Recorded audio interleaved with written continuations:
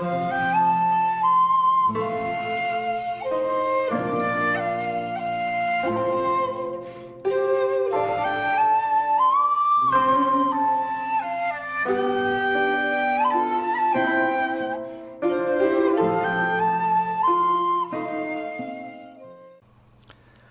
there, this is Saul Cherone from Saul Cherone Films, and welcome to Double Take, where I have a little look at two films that might have some kind of connection in some way.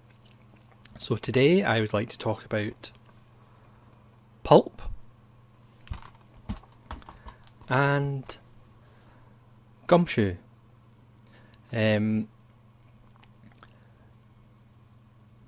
Gumshoe is made in 1971, directed by Stephen Frears, and starring Albert Finney. Pulp was made in 1972, directed by Mike Hodges, and starring Michael Caine. And both these films are a kind of version of the shabby detective story.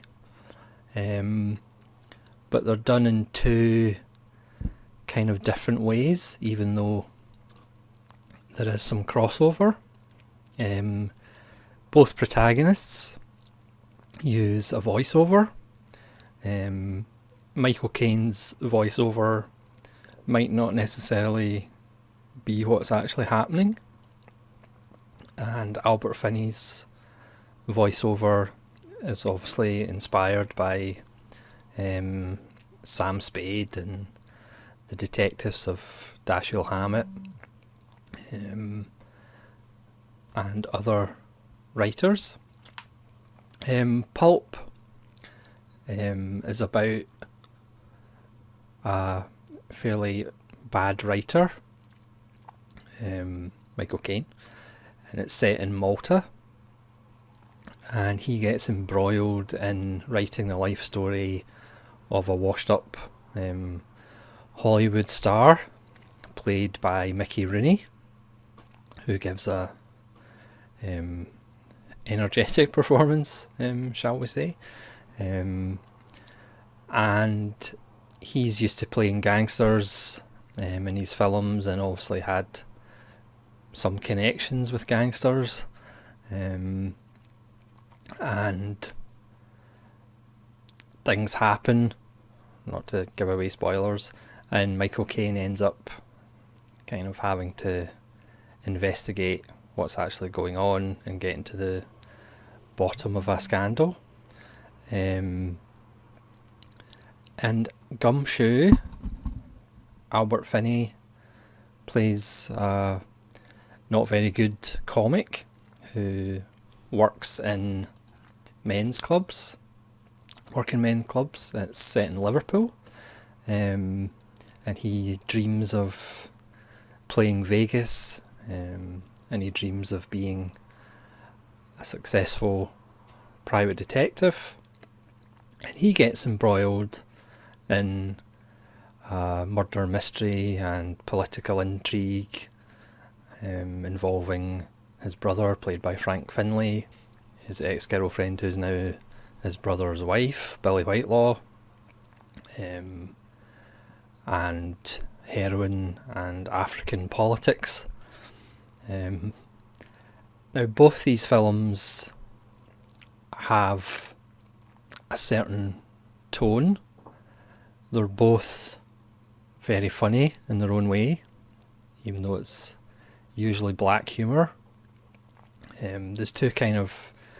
When these were made, this was when the miners' strikes were on in Britain, and the power cuts were on, and the 3-day working week was happening because of the industrial action. And one of the extras in this Indicator edition of Gumshoe, the editor even says they pretty much edited by when the power cuts were happening. So these films are kind of a reaction to that, in the same way that the film noirs of the late 40s, early 50s were kind of a reaction to the post-war a reaction to the threat of communism and all of that. These are great little films, perhaps not to everybody's taste, but there's some great one-liners in it, and both of them. Both Finney and Kane are fantastic, and they both have their uniform. As you can see here, Albert Finney has a trench coat, like all good noir detectives. And as you can see on the cover of Pulp, Michael Caine wears this shabby white suit for the whole time. Obviously this one's set in Malta, so it looks a lot nicer than Gumshoe. Gumshoe's very grubby and shabby and really kind of encapsulates kind of the working class environment of the early 70s, which was pretty bleak. So it's interesting that the two of them came out within a year of each other, and they both have similar spines to them as far as what they're about. It's about somebody wishing they were something better, and through their adventures hoping to be that. Michael Caine's character in Pulp is probably say the more confident, the more suave, but it takes him a while to figure out what's going on, and